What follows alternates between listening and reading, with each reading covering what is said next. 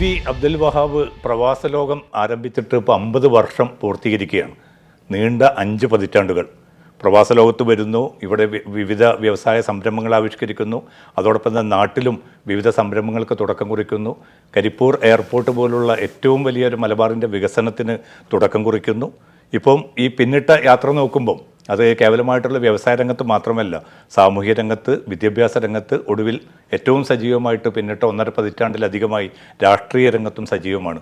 ഇപ്പോൾ P V Abdul വഹാബാണ് നമുക്കൊപ്പമുള്ളത്. വഹാബ്ക്ക, വളരെ വളരെ സന്തോഷം. 5 പതിറ്റാണ്ടുകൾ എങ്ങനെ നോക്കിക്കാണുന്നു ഈ ഒരു കാലഘട്ടം? 5 പതിറ്റാണ്ട്, അരനൂറ്റാണ്ട് എനിക്ക് ജീവിക്കാൻ സാധിച്ചു. പടച്ച തമ്പുരാനെ സ്തുതിക്കുന്നു.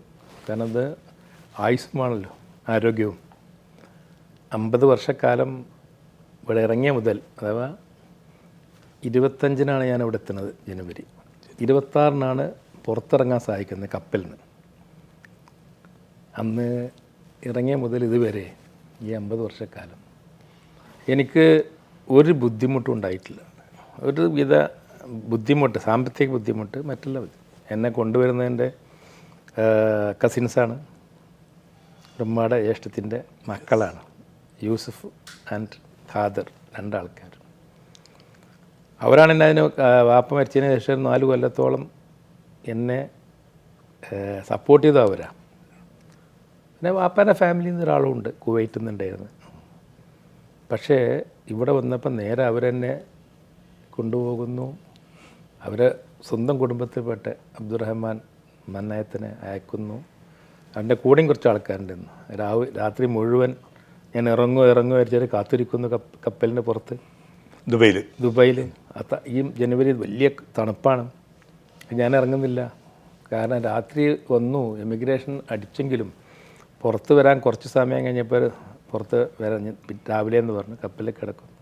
അപ്പോൾ രാവിലെ വരെ ആ തണുപ്പത്തുനിന്ന് അവരടക്കം അവസാനം വരെ എന്നെ സപ്പോർട്ട് ചെയ്ത എല്ലാവരും എൻ്റെ ഫ്ലാഷ് ബാക്കായിട്ട് ഇങ്ങനെ പോകുന്നുണ്ട്. ജോലിയില്ലാത്ത തുടക്കത്തിൽ ഒരു 4-5 മാസം ഒഴിഞ്ഞാൽ ബാക്കിയൊക്കെ അന്നും എനിക്ക് ഒരു പ്രശ്നവുമില്ല. ഇവിടെ താമസിക്കാൻ സൗകര്യമുണ്ട്, റൂമുണ്ട്, എൻ്റെ ജ്യേഷ്ഠൻ്റെ ഭാര്യയുണ്ട്.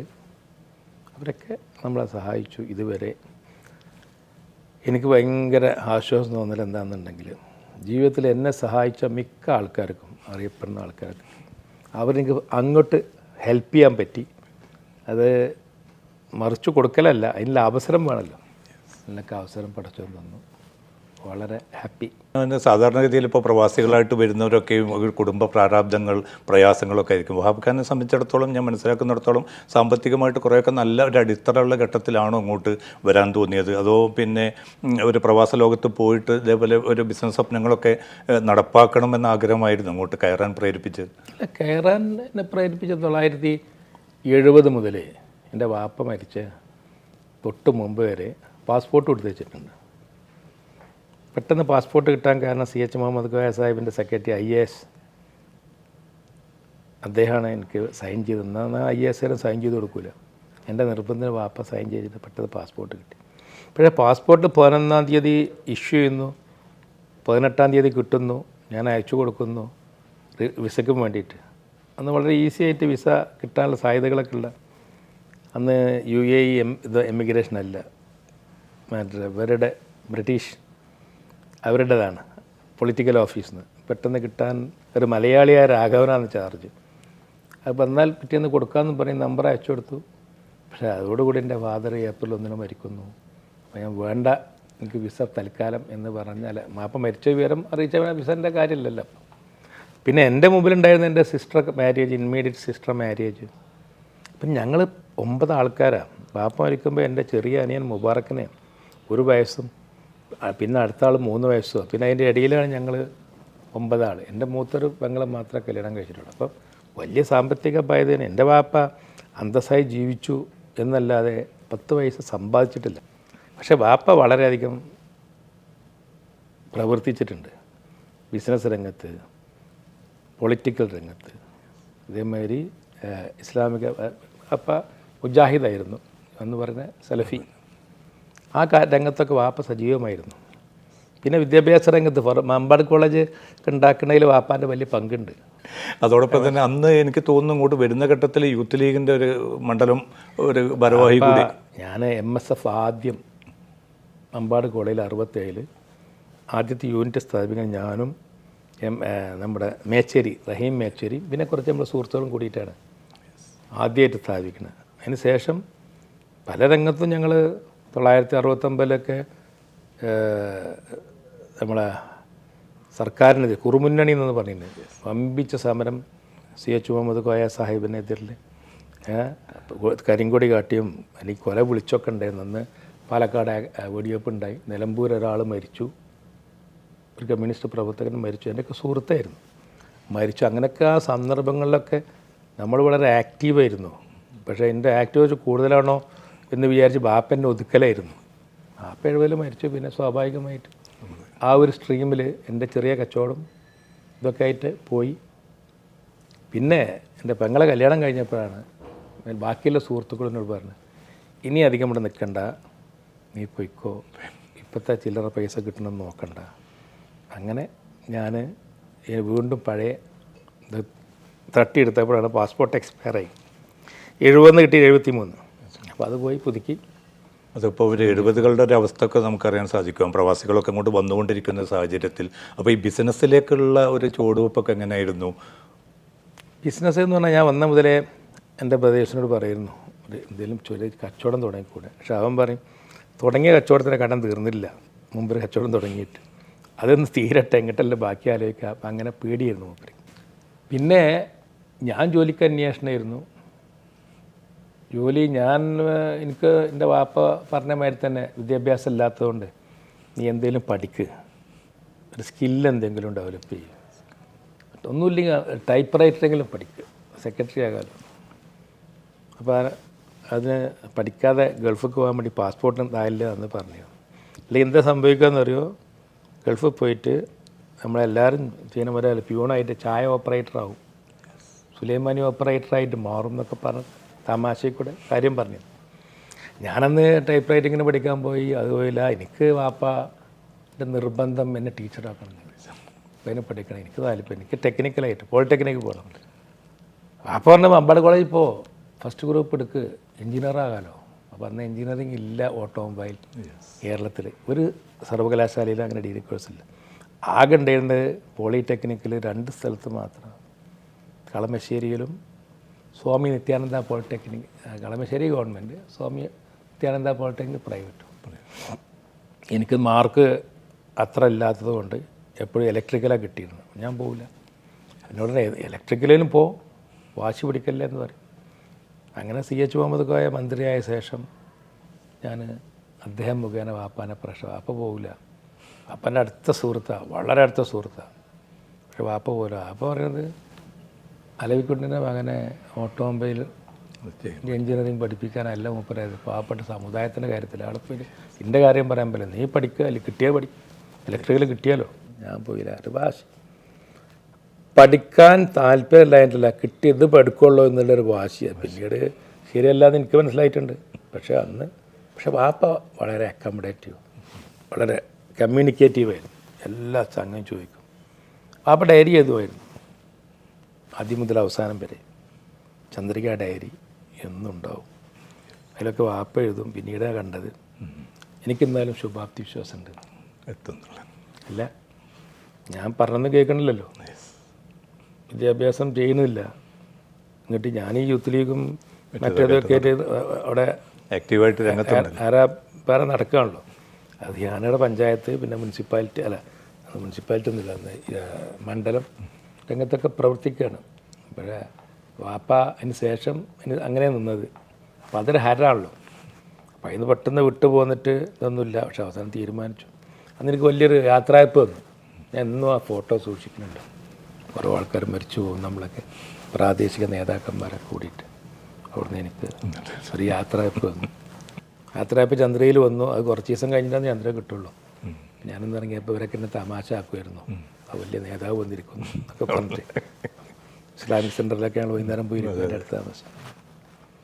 അങ്ങനെയാണ് ഗൾഫിലേക്ക് വന്നു. ഇതിലൂടെ ഒരുപാട് മനുഷ്യർക്ക് തൊഴിൽ കൊടുക്കാൻ പറ്റി എന്നത് ഒരു ഭാഗത്തുള്ള വലിയൊരു നേട്ടമായിട്ട് നമുക്ക് കാണാൻ പറ്റും. അപ്പം അതേസമയം തന്നെയാണ് കേരളത്തിൻ്റെ ഒരു വികസനത്തിന് വേണ്ടിയിട്ടും ചില നീക്കങ്ങൾ നടത്തണമെന്ന് ആഗ്രഹിച്ചതായിരിക്കാം ഒരുപക്ഷെ കരിക്കറ്റ് എയർപോർട്ട് ഒരു യാഥാർത്ഥ്യമാക്കുന്നതിലൊക്കെ അന്ന് മടക്കുന്നുള്ള മൂവ്മെൻറ്റ് രൂപപ്പെടുത്തുന്നതിലും അന്ന് മുതലൊക്കെയാണ് നമ്മളൊക്കെ ഈ ശ്രദ്ധിച്ചു തുടങ്ങിയത്.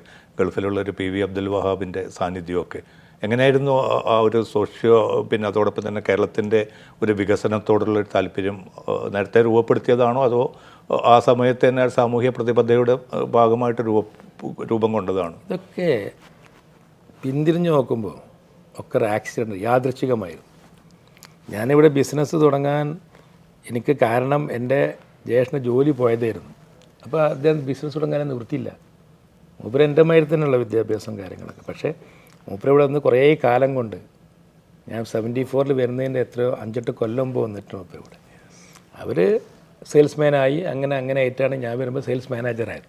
പിന്നെ അദ്ദേഹത്തിന് ജോലി പോകുന്നു പ്രത്യേക കാരണങ്ങളാൽ, മൂപ്പര കാരണമല്ല. അപ്പോൾ മൂപ്പര് കച്ചവടം തുടങ്ങേണ്ടി വരുന്നു. ഓവർനൈറ്റിലാണ്. ഇന്ന് ജോലി വിട്ടാൽ രണ്ടാമത്തെ ദിവസം മൂപ്പര് ജോലി തുടങ്ങുക. കാരണം മെറ്റീരിയൽ നോളജ് അത്ര ഉണ്ട് മൂപ്പര്. അപ്പം എവിടെ ഒരു ഓഫീസ് ഇട്ട് ടെലിഫോൺ ഇരുന്നാലും അദ്ദേഹത്തിന് ബിസിനസ് ചെയ്യാൻ പറ്റും.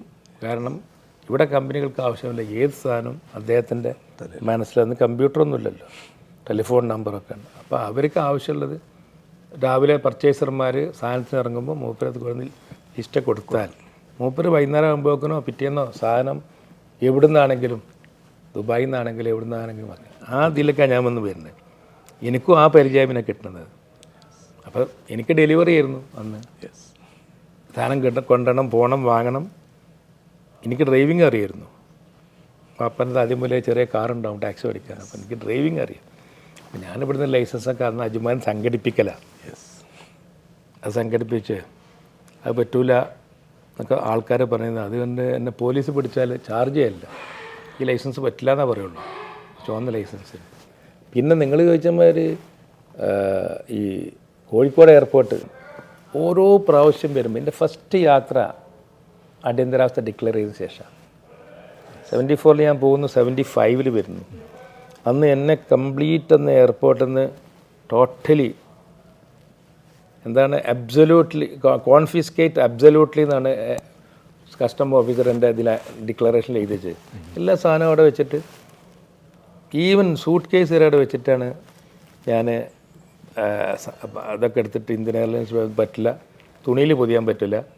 എന്നിട്ട് ഞാൻ അന്ന് രാത്രി VIP സ്റ്റോറിൽ പോയിട്ട് VIP ഒരു സൂട്ട് കേസ് വാങ്ങിയിട്ടാണ് കൊച്ചിക്ക് വരുന്നത്. അന്ന് മുതൽ ഞാൻ ഈ എയർപോർട്ട് ഡയറക്റ്റ് ആകുന്നത് വരെ ബോംബെ വഴിക്ക്, പിന്നീട് തിരുവനന്തപുരം വഴിക്ക്. ബോംബെ എന്ന് പറഞ്ഞാൽ വല്ലാത്തൊരു സ്ഥലമായിരുന്നു. കാരണം നമ്മുടെ ആൾക്കാർ നമ്മളെ ലൂട്ട് ചെയ്യുന്ന ആൾക്കാർ മലയാളികളാണ്, അത് വേറെ കാര്യം. അവിടെ ചെയ്യുന്നത് മലയാളികൾ തന്നെ. പല കാര്യം ഡോളർ വാങ്ങിയിട്ട് അതിനെ പൈസ കൊടുക്കുന്നിടത്ത്, പിന്നെ ടാക്സി കൊണ്ടുപോകുന്നിടത്ത് അവിടെ A to Z ടോട്ടൽ കൊള്ളയാണ്. പിന്നെ നമ്മൾ പോണ വരെ. അപ്പോൾ ഇതിൽ നിന്നൊക്കെ ഒരു മോചനം നമ്മളെ ആൾക്കാർക്ക് ഡയറക്റ്റ് ഫ്ലൈറ്റ് വന്നാൽ തിരുവനന്തപുരം വന്നു, വൈക്കോൺ കാലിക്കറ്റ് എന്നുള്ളൊരു ചിന്ത വന്നു. അതിലാണ് നമ്മൾ ആദ്യമായി ചെല്ലുമ്പോൾ നിങ്ങൾ ചോദിച്ചു എന്താണ് അങ്ങനെ ദൂരക്കാഴ്ച ആലോചിച്ചിട്ടൊന്നുമല്ല, ഇതാണ് നമ്മളെ ദൂരക്കാഴ്ച ഉണ്ടായിരുന്നത്. ഹാജിമാർ കഷ്ടപ്പെടുന്നത്. അപ്പോൾ കോഴിക്കോട് നിന്ന് ഗൾഫിലോട്ടും സൗദി ഫ്ലൈറ്റ് എന്ന് പറഞ്ഞാൽ അത് എന്തോ വലിയ കാര്യം എനിക്ക് തോന്നി. ഒന്ന്. പിന്നെ രണ്ടാമത് ഞാൻ പലപ്പോഴും പറഞ്ഞിട്ടുണ്ട്, നമ്മൾ പല കാര്യങ്ങൾ പൈസ ഉണ്ടാക്കിയിട്ടുണ്ട്. അപ്പോൾ ആർക്കാണെങ്കിലും ഇപ്പം നമ്മൾ ചിലവരൊക്കെ തമാശ വെക്കും പ്രാഞ്ചി എന്നൊക്കെ പറഞ്ഞിട്ട്. ഒരു ചെറിയ പ്രാഞ്ചിത്തരം എനിക്കും ഉണ്ടായിട്ടുണ്ടാകാം സമൂഹത്തിലൊക്കെ അറിയാനും അറിയപ്പെടാനൊക്കെ. അപ്പോൾ കോഴിക്കോട് എയർപോർട്ടിൻ്റെ കാര്യത്തിൽ എന്നെ അതിലേക്ക് എടുക്കുന്നത് എന്നെയും ആസാദ് മൂപ്പനെയും ഇബ്രാഹിം ഹാജിയെന്നെ അതിക്ക് പിന്നെ ഡിക്ലെയർ ചെയ്യുന്ന അമിതാഭ് കാന്താണ് കലക്ടർ. പക്ഷേ അമിതാഭ് കാന്ത് എന്നെപ്പറ്റി മനസ്സിലാക്കുന്നത് നമ്മുടെ PV ഗംഗാധര മുഖേനയാണ്. ഇവരെ മുമ്പൊക്കെ ആക്കിയാൽ നമ്മൾ ഉദ്ദേശിച്ച പൈസ കിട്ടുമെന്ന് അവർ പറഞ്ഞു കൊടുത്തിട്ട് നമ്മളൊരു ടൂളാക്കുകയാണ്, അറിഞ്ഞുകൊണ്ട് തന്നെയാണ്. ഗൾഫിലുണ്ട് നമ്മളെ കാര്യങ്ങൾ, നമ്മളത് പൈസ ഉണ്ട്, നമ്മളെ പൈസ ഉള്ള ആൾക്കാരെ അറിയാം, പിന്നെ നമ്മളെ മുന്നിൽ നിർത്തുകയാണ്. ഇതൊക്കെ പറഞ്ഞാലും പരാധീനതകളൊക്കെ ഉണ്ടെങ്കിലും ഇപ്പോഴും ആ എയർപോർട്ടിലൂടെ വന്ന് പോകുമ്പോൾ ഒരു അഭിമാനബോധം തോന്നുന്നു. എനിക്കതൊരിക്കലും നഷ്ടമായി തോന്നി. ചില ആൾക്കാരോട് പറഞ്ഞിരുന്നു നിങ്ങൾ ചെയ്യാൻ പാടില്ല, കാരണം ഇവിടെ ബസ് സ്റ്റാൻഡ് ഉണ്ടാക്കാനും ടോയ്ലറ്റ് ഉണ്ടാക്കാനും ഒക്കെ ഇനി അവസാനം ഗൾഫുകാർ വേണ്ടി വരും. നിങ്ങളിത് ചെയ്യുന്നത് ശരിയല്ല എന്നൊരു വിഭാഗം പണ്ഡിതർ എന്നോട് പറഞ്ഞു നേരിട്ടിട്ട്. ഞാനെന്നെ കൗണ്ടർ ചെയ്തത് ഇങ്ങനെയാണ്, നമുക്ക് ഗവൺമെൻറ്റിന് അതിന് കാത്തിക്കാൻ കൊല്ലങ്ങളോളം കാത്തിക്കേണ്ടി വരും. കാലിക്കറ്റ് എയർപോർട്ട് ഫീസിബിൾ അല്ല എന്നാണ് ഒരു റിപ്പോർട്ട്. ഫീസിബിൾ ആകും എന്നാണ് ഞങ്ങളൊക്കെ അമിതാഭ് കാന്ത് പറഞ്ഞു പഠിപ്പിച്ചിട്ടുള്ളത്. ഞാൻ എൻ്റെ ആസാദ് മൂപ്പൻ കൺവീനറായിരുന്നു. എൻ്റെ വൈസ് പ്രസിഡൻ്റ് എന്നുള്ളക്ക് വൈസ് ചെയർമാൻ എന്നുള്ള എനിക്ക് ഇബ്രാഹിം ആയിരുന്നു. പക്ഷെ ഞങ്ങൾ ടീമായിട്ട് വർക്ക് ചെയ്തു. അതിൻ്റെ ബേസിക് സംഗതി നമ്മൾ നേടി. സാധിക്കും പണം പിരിക്കാൻ എന്ന് അമിതാഭ് കാന്തിനും ഗുലാം നബി ആസാദിനും ഒക്കെ മനസ്സിലായി അന്നത്തെ മന്ത്രി. അപ്പോൾ പിന്നെ നമുക്ക് അനുമതി വന്നു. പിന്നുള്ളൊക്കെ ചരിത്രമാണ്.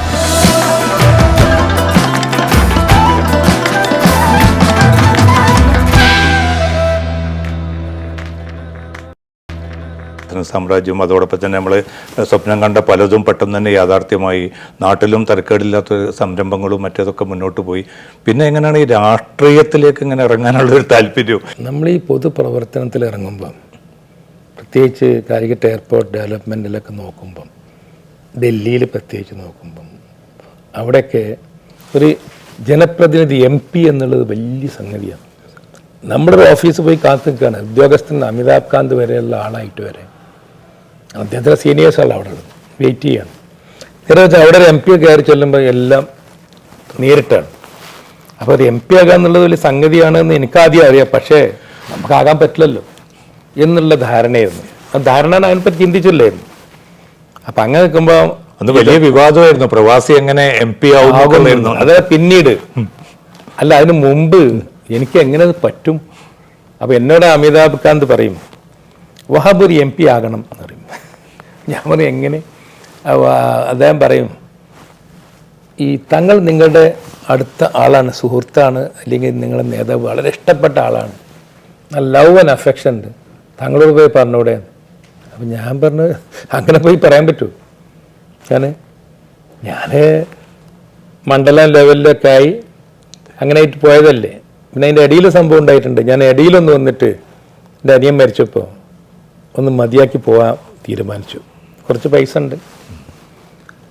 അന്ന് തങ്ങളോട് പറഞ്ഞതാണ്, അന്ന് രാഷ്ട്രീയത്തിൽ ഇറങ്ങാൻ ചെറിയ താല്പര്യം, പിന്നെ മറ്റ് ചില ആൾക്കാർ ക്ഷണിച്ചു. അത് UDF എതിരായി നിൽക്കാനായിരുന്നു. അപ്പോൾ ഞാൻ തങ്ങളോടൊന്ന് പോയപ്പോൾ തങ്ങൾ പറഞ്ഞു, ഈ ലോക്കൽ പോളിറ്റിക്സിലൊന്നും ഇടപെടണ്ട, വാവ് പോയിട്ട് കുട്ടികളെ നോക്കുക, കൂടുതൽ ഇതായിട്ട് വിടാനൊന്നും ആയിട്ടില്ല എന്ന്. പിന്നെ രാഷ്ട്രീയത്തിൽ എങ്ങനെയാണെന്ന് നിങ്ങൾ ചോദിച്ചതിന് അവസാനം എന്നുള്ളത് ഇങ്ങനെയൊക്കെ ആയിക്കഴിഞ്ഞപ്പോൾ ഞാനൊരു പ്രാവശ്യം, അതിന് വേറെ ചില ആൾക്കാരുണ്ട് എന്നെ പുഷ് ചെയ്യാൻ. ഞാൻ നേരെ കുഞ്ഞാലിക്കുട്ടി സാഹിബിനോട് പോയിട്ട് സംഗതി പറഞ്ഞു, ഇങ്ങനെ എനിക്ക് രാജ്യസഭയിൽ ഒരു ചാൻസ് എടുത്ത് കിട്ടുകയാണെങ്കിൽ. അപ്പോൾ കുഞ്ഞാലി സാഹിബ് പറഞ്ഞു, സംഗതി തിരക്കണമെന്നില്ല, വാബിനെ പറ്റും, വാബ് സൂട്ടബിളാണ് എന്നൊക്കെ മൂപ്പരല്ല പുഷ് വന്നു. പക്ഷേ തങ്ങളോട് ആര് പറയും? തങ്ങളോട് പറഞ്ഞ് ഇപ്പം കുഞ്ഞാലി സാഹിബ് എന്നോട് ഞാൻ പറയാം, ഞാൻ മറ്റുള്ളവരൊക്കെ അന്വേഷിക്കട്ടെ, പാർട്ടിയിലൊക്കെ അന്വേഷിക്കട്ടെ എന്നൊക്കെ പറഞ്ഞു. അപ്പോൾ പാർട്ടിയിൽ അന്വേഷിച്ച് കഴിഞ്ഞാൽ എല്ലാവരും ഇപ്പോൾ ഈ പറഞ്ഞ മാതിരി പിന്നീട് അറിയാലോ.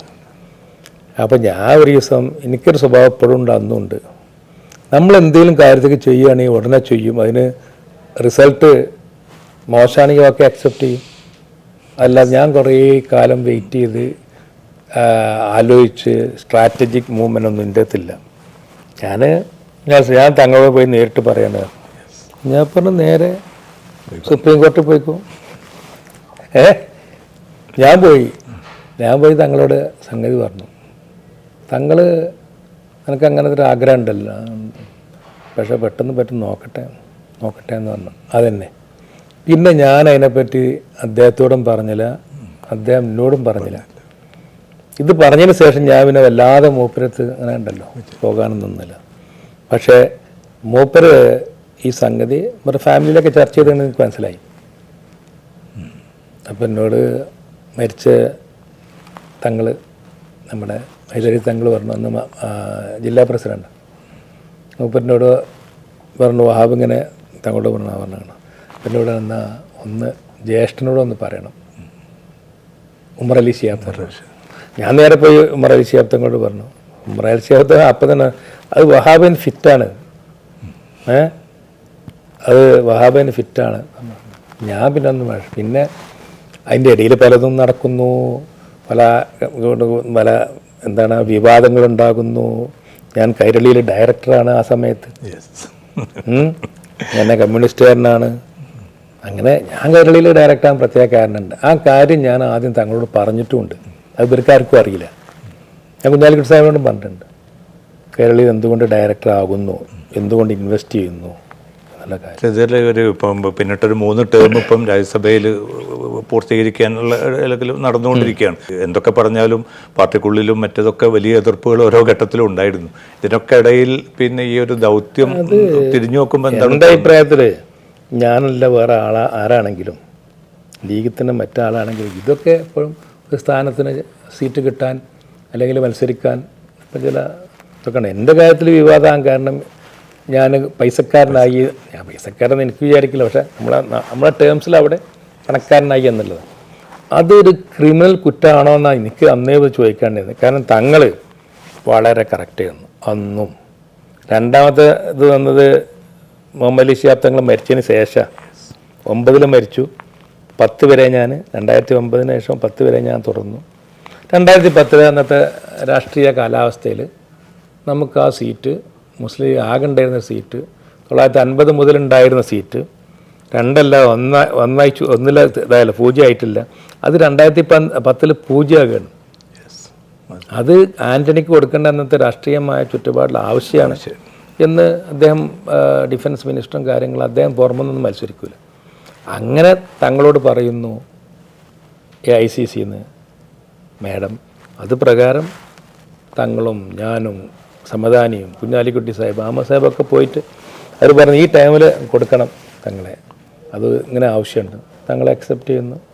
പക്ഷേ 2012 പിന്നത്തെ അടുത്ത ഇലക്ഷനിൽ പിന്നെ നമുക്ക് സീറ്റ് തന്നില്ല എന്നല്ല, കിട്ടിയില്ല. അപ്പോൾ എന്ത് കാരണമാണെങ്കിലും അതിൻ്റെ പൊളിറ്റിക്കൽ വശമല്ല നോക്കും. പിന്നെ 15 ആ 15 വരുമ്പം അപ്പോഴും അന്ന് 2010 തുടരാൻ രണ്ടാമത്തെ പ്രാവശ്യം എനിക്ക് വലിയ താല്പര്യമൊന്നുമില്ലായിരുന്നു. കാരണം ഇത്ര എതിർപ്പും കാര്യങ്ങളും, വേണ്ടാത്ത ലീഗിന് വേണ്ടാത്ത ചീത്തപ്പേരൊക്കെ. പക്ഷേ 15 തങ്ങൾ എന്നെ വീണ്ടും സെലക്ട് ചെയ്യണം, അത് ഹൈദരി തങ്ങളാണ്. അത് കഴിഞ്ഞു, രണ്ടാമത്തെ ടേം ഫിനിഷായി. പിന്നെ 2021 അന്ന് വീണ്ടും ഞാൻ ഉദ്ദേശിക്കുന്നത് എനിക്ക് വേണമെങ്കിൽ എനിക്ക് ക്ലെയിമില്ല, കാരണം 2 വർഷം ഞാനായിട്ട് അത് മജീദ് സാഹിബിനോ അല്ലെങ്കിൽ മറ്റുള്ളവർക്ക് ഫിറ്റ് ആൾക്ക് കൊടുക്കണം എന്നെൻ്റെ. പക്ഷെ അന്നത്തെ ചുറ്റുപാടിൽ വീണ്ടും നിയമസഭയിൽ മത്സരിക്കാൻ എനിക്ക് താല്പര്യമില്ല. അപ്പം വീണ്ടും സാദിഖലി തങ്ങൾ മൂന്നാമത്തെ. അപ്പം ഞാൻ ഈ കാര്യങ്ങളിലൊക്കെ പാണക്കാട് തങ്ങന്മാരായിട്ട് ബന്ധപ്പെട്ടിട്ടാണ് ആ ഫാമിലി. ഭവനോട് ഒറ്റ ചോദ്യം കൂടി, കാരണം ഈ 50 വർഷം പൂർത്തീകരിക്കുമ്പോൾ തന്നെ സാധാരണഗതിയിൽ ബിസിനസ് സാമ്രാജ്യം കെട്ടിപ്പടുത്ത് അതിൻ്റെ ഇതിൽ തന്നെ മുന്നോട്ട് പോകുന്നതിന് മുമ്പ് ഒരു പുതിയ തലമുറയെ അല്ലെങ്കിൽ മക്കളെ ആ ജനറേഷനിലേക്ക് ഇത് മാറ്റിക്കൊടുത്തുകൊണ്ടാണ് രാഷ്ട്രീയത്തിൽ നാട്ടിൽ പോയി സജീവമായിട്ട് നിലയുറപ്പിക്കുന്നത്. നേരത്തെയുള്ള പ്ലാനായിരുന്നു അത് കുട്ടികളിലേക്ക്? ഞാൻ കുട്ടികൾ താകുന്ന മുമ്പ് വരെ ഞാൻ പല കാര്യങ്ങളും ഡെലിഗേറ്റ് ചെയ്തിരുന്നു. ഞാൻ ആരും പറഞ്ഞാൽ വിശ്വസിക്കില്ല, എൻ്റെ പേഴ്സണൽ ചെക്ക് വരാൻ ഞാൻ ഒപ്പിടില്ല. ഞാൻ ആദ്യം ഡെലിഗേറ്റ്. പക്ഷേ അൽഹംദുലില്ലാ എനിക്ക് അതിന് പറ്റിയ ആൾക്കാർ, വിശ്വസ്തരായ ആൾക്കാരായിരുന്നു. എന്തായാലും വലിയ സന്തോഷം ബാബുക്ക. പിന്നെ പോരാട്ടം അതിശക്തമായി തന്നെ മുന്നോട്ട് പോരാട്ടമൊന്നുമില്ല, പ്രവർത്തനം. Wish you all the best. Thank you.